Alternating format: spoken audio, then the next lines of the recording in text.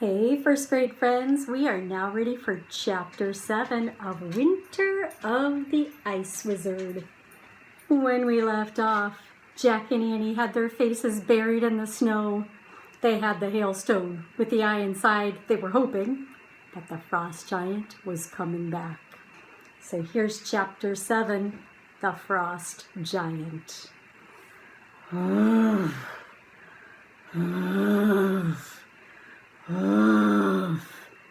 With each breath from the frost giant, a blast of cold wind swept through the hollow. Jack trembled. He felt chilled to the bone. The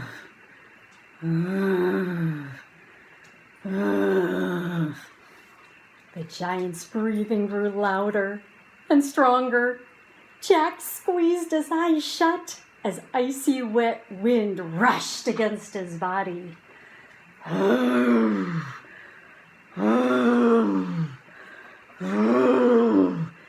Jack crouched lower and held on tightly to Annie.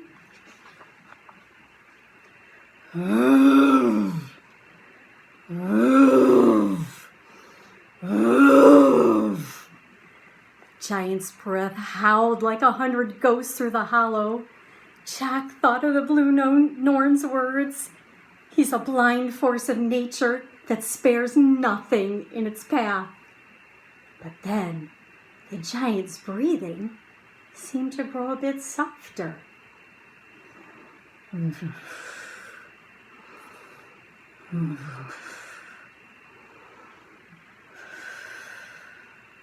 What's happening? Jack wondered. The breathing grew softer and softer. Maybe he's going to sleep, Annie whispered. The breathing became calm and steady.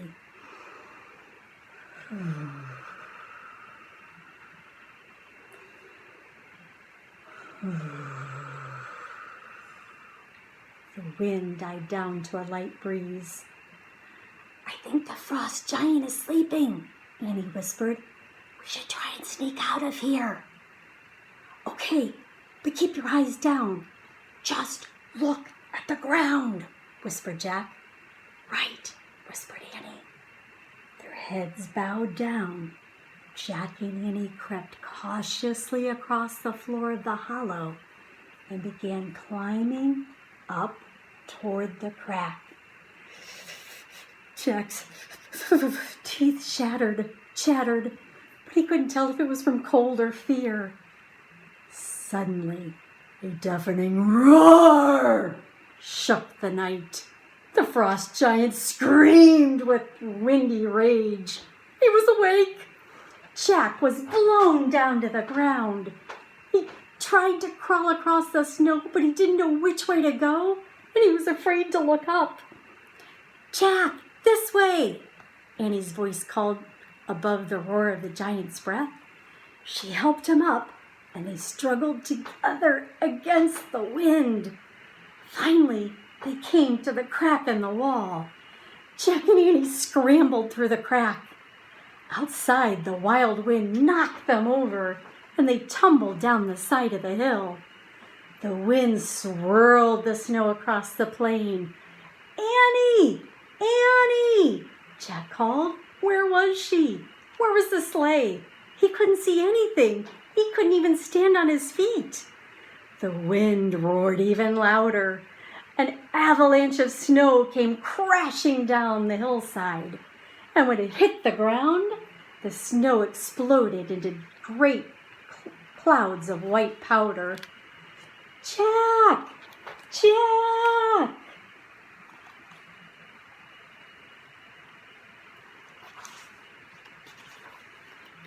Jack heard Annie's voice in the screaming wind. He tried to stand up, but snow kept falling on top of him until he was completely covered. As Jack lay buried under the snow, all the strength left his body. He knew he should dig his way out. He was too cold and too tired. He was too tired to look for Annie. He was too tired to fight the frost giant. Instead, he closed his eyes and drifted off to sleep. Jack dreamed that cold fur was brushing against his face. He dreamed that a wolf was digging around him, nudging him, pushing him, sniffing him. Jack opened his eyes. He felt dazed. At first he couldn't see, but he could feel that he wasn't buried in snow anymore. He wiped off his glasses, and he saw a low moon and some stars in a clear sky. The frost giant must have left, Jack thought. But then he heard a panting noise. He sat up and looked around. One of the white wolves was crouching right behind him. Jack scrambled to his feet. "Go away!" he shouted. The wolf stepped back and growled. "Go, go, go!" shouted Jack. He picked up handfuls of snow and threw them at the wolf. The wolf backed up a few more feet. Jack looked around wildly. Annie was lying very still on top of the snow. The other white wolf was sniffing and pawing at her. Jack's anger made him fearless. "Leave her alone!" he shouted. "Go away!" He scooped up more snow and threw it. The wolf stepped back. "Go! Go!" shouted Jack. "Get away! Leave us alone!" He glared angrily at the two white wolves. The wolves stared back at Jack. Their yellow eyes gleamed. "I'm not kidding! Go!" shouted Jack. Jack stared fiercely at the wolves. Finally, the wolves started to back away. They looked at Jack and Annie one last time, and then they turned and trotted away over the snow.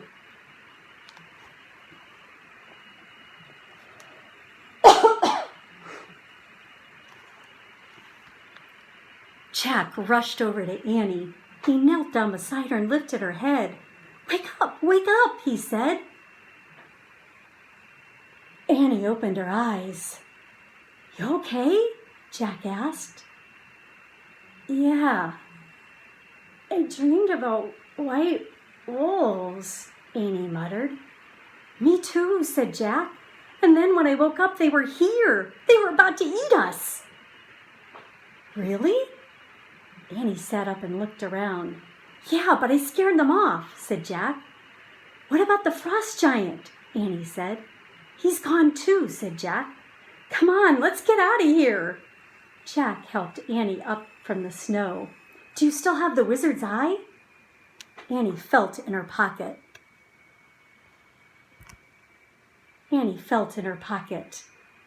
"Got it," she said. "Good." Jack looked around. Beyond the heaps of fallen snow, the silver sleigh was waiting for them. Overhead, the sky had turned to a light shade of gray. "It's almost dawn," said Jack. "Remember what the wizard said? We have to bring back his eye by the break of day or we're never going to see Merlin and Morgan again." Jack held Annie's hand and they trudged together through the snow. When they got to the sleigh, they climbed inside. Annie took her place at the rudder. Jack pulled out the windstring and untied one of the knots. The breeze rocked the sleigh. Jack untied a second knot, and the sail began to fill up. He untied a third, and the silver sleigh moved forward, gliding over the white ground. Swish, swish, swish. The sleigh moved through the thick snow and away from the hollow hill. As they sailed over the white plain, the sky was going from gray to pale pink. "We've got to go faster," said Annie. Jack untied a fourth knot. The wind whistled in his ears. The sleigh picked up speed. Annie steered it past the rocks and over the sea ice. She steered it over the plain, south to the palace of the ice wizard. When the sleigh drew close to the palace, Jack tied a knot and they began to slow down. He tied 3 more and the sleigh came to a stop. Jack and Annie looked around in the faint, cold light.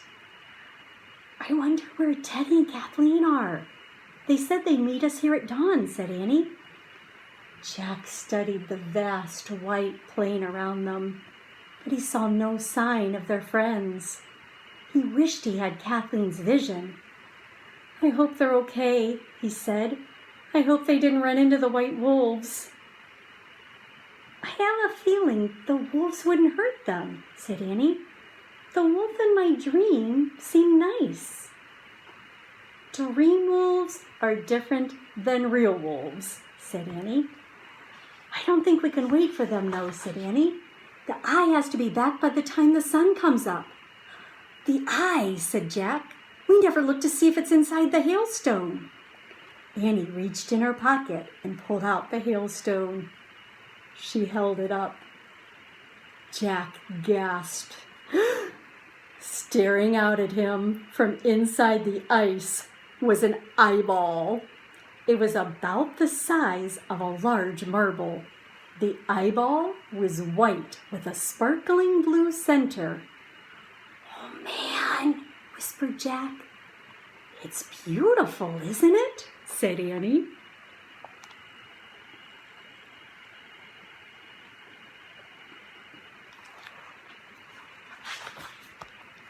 "I don't know about that," said Jack. Jack felt a little queasy. Seeing an eye outside of a human head was just too weird for him. "Put it away for now," he said. Annie put the hailstone back in her pocket. Jack looked around again. The sky had brightened from pale pink to red. A thin sliver of the sun was peeking over the horizon. "The sun!" cried Jack. "Hurry!" He and Annie jumped out of the sleigh and charged toward the palace. When they got to the entrance, Annie stopped. "Look," she said, pointing to big paw prints in the snow. "Wolf tracks." "Oh no," said Jack. "Do you think the white wolves are inside? That's weird." "It doesn't matter. We've got to go in. Hurry," said Annie. They rushed into the palace just as the fiery ball of the sun rose over the horizon. And that, my friends, is the end of chapter 7. When we start next time, chapter 8, The Return of the Eye. See you later.